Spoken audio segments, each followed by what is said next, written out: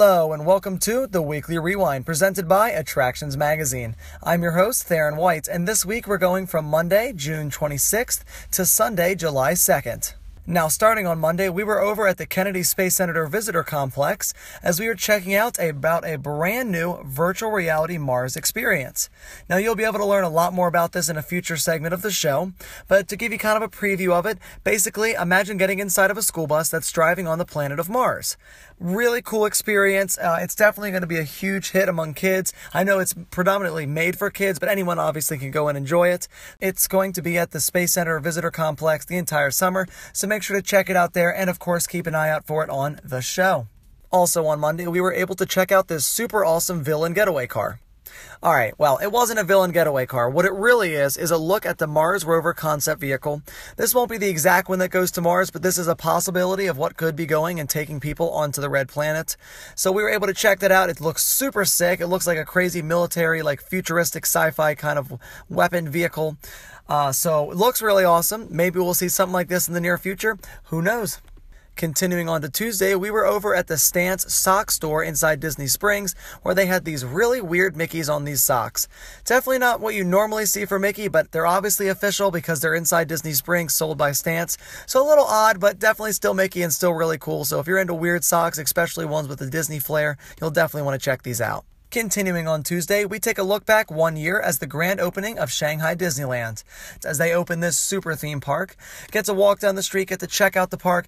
Really awesome that Shanghai Disneyland has had such an amazing first year. So best of luck to them as they continue onwards, and I'm sure they're going to do great. On Wednesday, we take a look at Volcano Bay as it's having its Krakatoa nighttime eruption.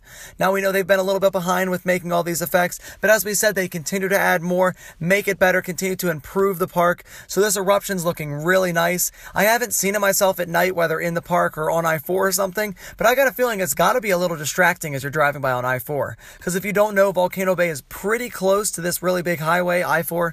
It's already you can see the volcano from anywhere, whether you're going, south or north, doesn't matter. It's very, very obvious.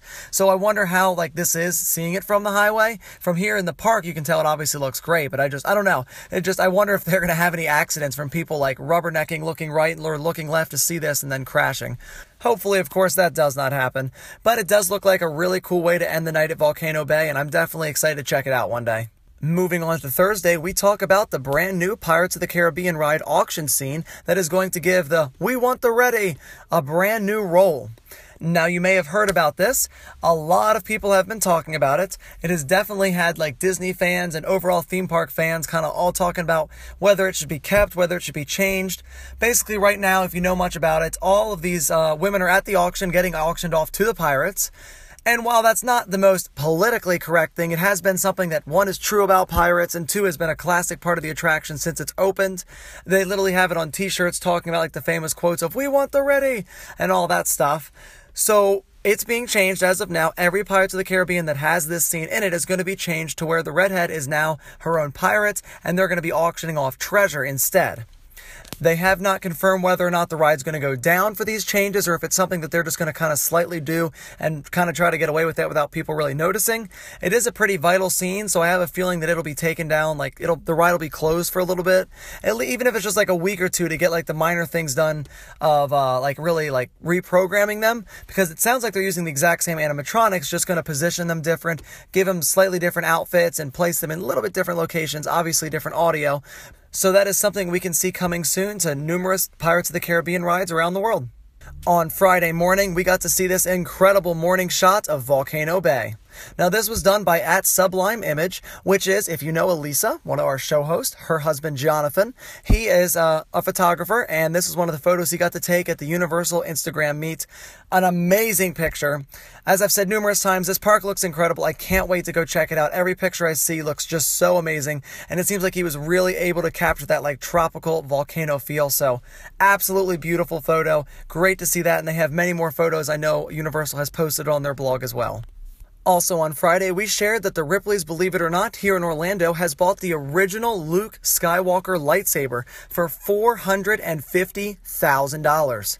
Now, we know that obviously we're getting Star Wars Land here in Orlando at Walt Disney World, and there's obviously a massive following for Star Wars, so I feel like this is a really great investment for Ripley's Believe It or Not. I can tell you, I know a lot of people that would probably go solely just to see this, so if you're a big Star Wars fan, just letting you know, it's on its way. Ripley's Believe It or Not here in Orlando, the original Luke Skywalker lightsaber. Moving on to Saturday, Universal Orlando is seeking soul collectors to sacrifice their souls for Halloween Horror Nights 27. Now, you sign up with your email and name and stuff like that. It allows you to be able to be some of the first people to get information about Halloween Horror Nights 27. You might even be able to get a badge or go to a social media meetup, something like that. We don't know a ton yet, but obviously we've been able to see a little bit of like a teaser commercial for it. Halloween Horror Nights I love it. I'm not a fan of horror movies at all. I don't like them at all, but I love Halloween Horror Nights. It's so much fun. So if you're a fan of this, definitely make sure to check it out. Become a soul collector and sacrifice your soul.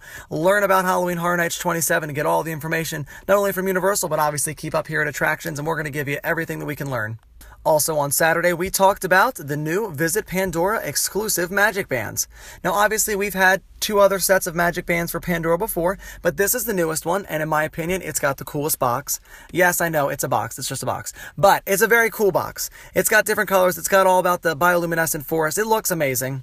If you're a big fan of magic bands, I talked about it a little bit before, but we do have the magic band recap that's going to be on our website, so you can certainly learn about not only the Pandora magic bands, but the ones for the 45th anniversary of the Magic Kingdom, Lion King, all kinds. So I definitely recommend checking that out. Magic Band Recap on attractionsmagazine.com. Moving on to Sunday, we say goodbye to Disney Quest over at Disney Springs. Now, this has been open since 1998 as the world's largest arcade, and it officially shut its doors today, Sunday, July 2nd. Now, we do have our tribute video here. You can check out the full thing here on our YouTube channel and see every little bit about from the insides of everything from Cyberspace Mountain, Pirates of the Caribbean, the virtual one, the virtual Jungle Cruise, all kinds, the retro video games, everything like that, including like Astro Blasters. Tons of fun to enjoy. So you can definitely check out that video and be able to see all the little details about that. As we were leaving at night, we also got to see the final doors closing, so you can see here the official gate and doors coming down. And then lastly, they were holding a little bit of a memorial service. Some of the Disney Quest super fans had their own little mini funeral for Disney Quest, so that was really fun to see. And good to see that it still had a ton of fans. I mean, I know it was max capacity yesterday on Saturday. Today, I don't know if it reached max capacity, but it definitely was very, very full. So awesome goodbye to Disney Quest, and I'm glad to the amazing years it had. And that is it for this episode of The Weekly Rewind, presented by Attractions Magazine. My question for you this week, for the red-headed scene over at the Pirates of the Caribbean rides, how do you feel about this change? Is it needed to be more modernized and not be about auctioning off women to pirates? Or do you feel that this is a classic attraction and this is a part of history so that it should stay the same? Either way, I just want you guys to have an amazing week. Hopefully you're going to go see some fireworks explode if you're in the United States. If not, well, still have an amazing week. Happy 4th of July to everyone, and I hope you guys have an awesome, safe time.